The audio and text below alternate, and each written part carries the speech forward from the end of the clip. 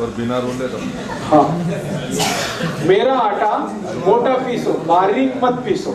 और वो आटा घर में लाके कभी भी छलनी से छानना नहीं, क्योंकि उसकी जो चोकर आपने निकाल दी वही आपके हर्ट को बचाने वाली है।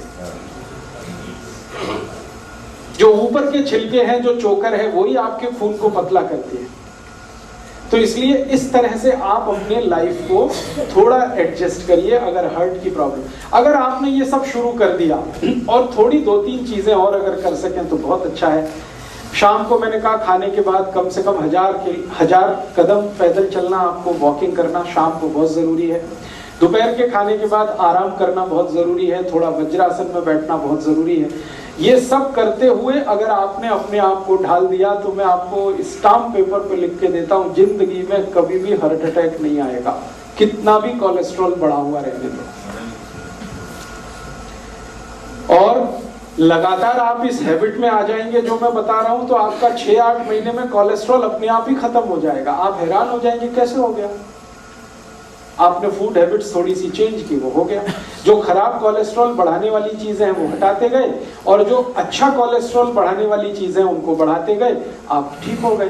तो बिना मेडिसिन के, बिना ट्रीटमेंट के, बिना ऑपरेशन के आप अपने हार्ट की प्रॉब्लम को ऐसे ठीक करें। अब आप बोलते हैं इसमें और कुछ कर सकते हैं, हाँ, और अगर कुछ कर सकते हैं तो कर लीजिए। कुछ ऐसी चीजें खाइए जो कल से मैं बात कर रहा हूं, जो एल्कलाइन है। सारी एल्कलाइन चीजें खून को गाढ़ा होने से बचाती हैं और पतला बनाती हैं। तो आप बोलेंगे क्या खाएं, बहुत सारी चीजें हैं हमारे आसपास। सबसे एल्कलाइन चीज है हमारे भोजन में या आसपास की रसोई में और पड़ोस में, आंवला। भरपूर आंवला खाइए। अब भरपूर आंवला खाने से मतलब नियमित रूप से आंवला खाइए, ये नहीं कि 1-2 किलो एक बार में खा जाए। भरपूर खाने का माने नियमित खाइए, 6 महीने, 8 महीने, साल भर 2 आंवले रोज खा लीजिए। जिनको भी हार्ट की प्रॉब्लम है, ड्राई खा लें, चटनी बना के खा लें, मुरब्बा बना के खा लें।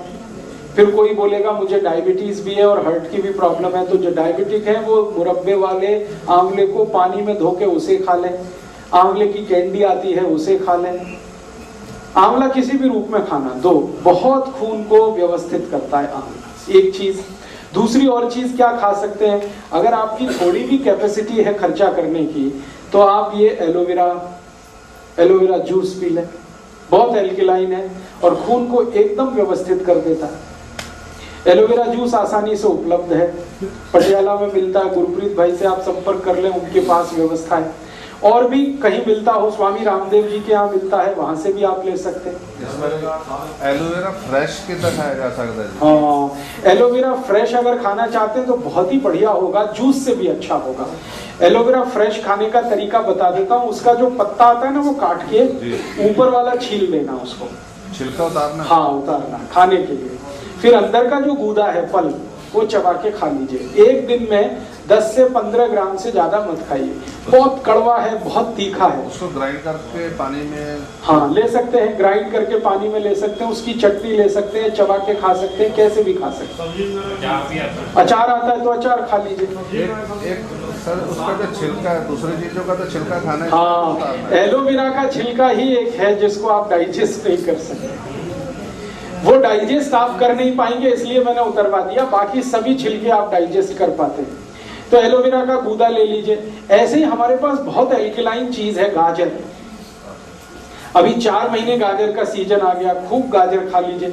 माने नियमित रूप से, खूब जहां भी मैं शब्द इस्तेमाल करूंगा, नियमित रूप से 3-4 महीने खा लीजिए। 2 गाजर रोज, 3 गाजर रोज चबा के खा लीजिए। बहुत एल्कलाइन है गाजर। मूली है जी, डायबिटीज वाले जरूर खा लें। भगवान का बनाया हुआ कोई भी मीठा पदार्थ डायबिटीज वाले खूब खाएं। आदमी का बनाया हुआ कुछ ना खाएं। ये सारी खतरनाक बीमारी आदमी के बनाए हुए मीठे पदार्थ में, जिसमें वो चीनी डाल देते। गाजर भगवान की बनाई है, आप खूब खाएं जी। जूस के लिए उसके प्रिस्क्राइब है बॉटल के ऊपर 30 ml to 50 ml आप ले। 30 ml की तो जरूरत नहीं है, वो उन्होंने प्रेस्क्रिप्शन दिया है, शायद वो बहुत हाई डिग्री किसी पेशेंट को ध्यान में रख के। मैं आपको कह रहा हूं कि 10 से 15 ml ही पर्याप्त है। 30 ml बहुत ज्यादा है, नॉर्मल आदमी के लिए ठीक नहीं। वो बॉटल पे इसलिए भी लिखा गया है कि बिके, सब जगह बेचने का प्रॉब्लम आ गया ना। तो आपको तो मैं बता रहा हूं उस हिसाब से कि न्यूनतम दवा लेके या बिना किसी दवा के आप अपनी जिंदगी को कैसे मैनेज कर सकते। तो एल्कलाइन चीजें हैं, गाजर है, आंवला है, टमाटर है, पत्ता गोभी है, फिर बंद गोभी है, फिर ये आपके पास मूली है, फिर चौलाई है, फिर सरसों है जो आजकल साग के रूप में, ये सब एल्कलाइन है, सब हार्ट के लिए टॉनिक है ये सब। तो इन चीजों का इस्तेमाल करते हुए भोजन में देशी घी या तो शुद्ध तेल का इस्तेमाल करते हुए, नमक बदलते हुए आप चल पड़िए जिंदगी के रास्ते पर। एक बार अगर अटैक आ चुका है पुराने किसी समय में, दोबारा कभी नहीं आएगा। और जो भी ब्लॉकेज है वो बिना किसी दवा के अपने आप ही निकल जाएगा, क्योंकि बॉडी में ब्लॉकेज बनाने की टेंडेंसी है तो निकालने की भी टेंडेंसी है। दवा खाने की इसके लिए जरूरत नहीं है, मेडिसिन की इसके लिए बिल्कुल जरूरत नहीं है। अब एक आखिरी बात बता देता हूं, इमरजेंसी आ जाए, मान लो इमरजेंसी। इमरजेंसी क्या होती है? आपने जैसा मैंने कहा वैसे सब मैनेज किया आपने, ठीक है, और शायद कोलेस्ट्रॉल आपका इतना बढ़ा हुआ हो कि ब्लॉकेज 99% पहुंच गया हो। उस कंडीशन में उसको रिड्यूस होने में 6-8 महीने लगते हैं। इस बीच में कभी इमरजेंसी आ गई तो, इमरजेंसी माने अटैक ही आ गया मान लो, तो भी घबराइए मत। मैं आपको एक जानकारी देना चाहता हूं कि 99% पेशेंट में ऑटोमेटिक बाईपास होता है। भगवान ने ऐसी व्यवस्था बनाई है शरीर में, ऑटोमेटिक बाईपास होता है, डॉक्टर नहीं करता, खुद ही होता है। कैसे होता है? मान लो मैं थोड़ी देर फिर पुरानी बात पे आता हूं, ये एक आर्टरी है, ये पूरी तरह से बंद हो गई, अब इसमें से ब्लड सप्लाई नहीं हो रहा है, तो ये जो बंद हो गई ना, इसके पैरेलल एक खुली हुई आर्टरी रहती है हमेशा। हर एक आर्टरी के पैरेलल एक दूसरी है, हर एक वेन्स के पैरेलल एक दूसरी वेन है। वो उसी समय के लिए भगवान ने दे रखी है कि ये बंद हो जाए तो दूसरी अपने आप खुल जाएगी, ऑटोमेटिक बाईपास हो जाएगी। इसलिए घबराइए मत, डरिए, भगवान ने बहुत सुरक्षा बनाई है आपके लिए। अब जान के रखिए इस बात को कि हो सकता है ऑटोमेटिक बाईपास हो जाए और आप डॉक्टर के एडमिट हो, डॉक्टर को भी मालूम है कि इनका बाईपास हो चुका है, फिर भी वो कहेगा कि आपको तो बाईपास करना है, तो वो यहां से काट के फिर सिल देगा और कहेगा मैंने बाईपास कर दिया, मुझे पैसे दे दो। और हो सकता है उसने कुछ नहीं किया हो, क्योंकि बाईपास तो ऑटोमेटिक हो चुका है। ये सभी की शरीर में होता है, हर एक व्यक्ति के शरीर में होता है। हृदय की व्यवस्था ऐसी भगवान ने बनाई। तो ऑटोमेटिक बाईपास 99% केसेस में होता है। 1% केस में नहीं हो पाता जब हार्ट फेल हो जाता है, उसी समय नहीं हो पाता, बाकी तो अटैक में तो होता ही है। इसलिए वहां भी ऑपरेशन की जरूरत नहीं है। हाँ, एक चीज जरूर ध्यान रखिए कि मान लीजिए इमरजेंसी है, आपको बहुत तेज पेन हो रहा है, एंजाइना का माने अटैक का, रात के 2:30-3 बजे के आसपास ही ये आता है। क्यों आता है वो जानना बहुत इंटरेस्टिंग है। शरीर के जितने ऑर्गन्स है ना, इंटरनल ऑर्गन्स, हार्ट है, किडनी है, लीवर है, इन सब का वर्किंग जो काम करने का एक खास समय है।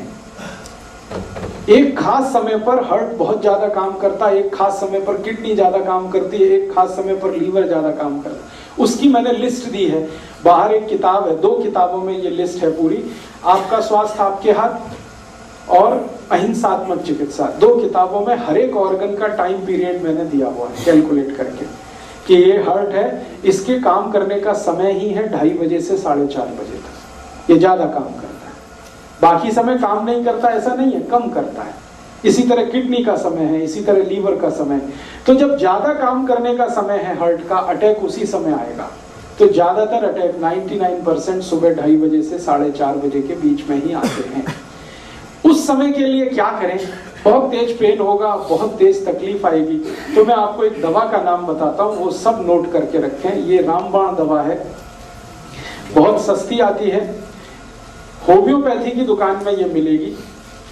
इस दवा को आप इस्तेमाल करें जैसे सॉर्बिट्रेट इस्तेमाल करते हैं। सॉर्बिट्रेट के बारे में आप जानते हैं, गोली है जो जीभ के नीचे डॉक्टर कहता है रख लो। ये एक दवा ऐसी ही है होम्योपैथी में, वो बिल्कुल ऐसे ही काम करती है, आपको मरने से तो बचा ही लेगी। उस दवा का नाम है एकोनाइट, ACONITE, ACONITE,